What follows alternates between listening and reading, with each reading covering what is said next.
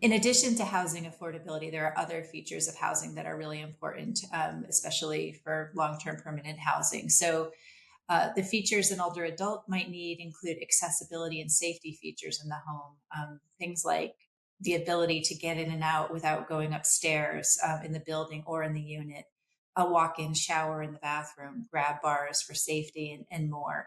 Older adults may also have service needs, so being attuned to the location of the home and the availability of programs that provide help with independent living can be important. Access to transit or paratransit are critical.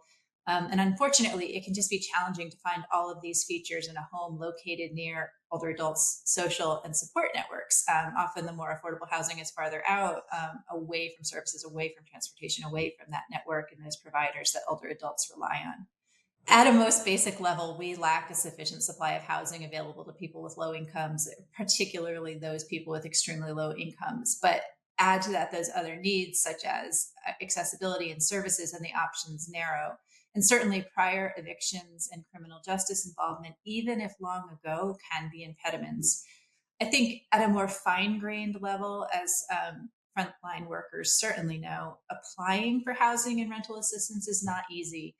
We did some research in Boston where we interviewed a whole lot of service providers who are working with older adults and heard countless stories about the frustrations of multiple applications, the time it could take simply to secure a copy of a birth certificate or a social security card, and how overwhelmed older adults can be by this bureaucracy, and not just in securing housing, but in recertifying it later. So I think that that is not to be underestimated.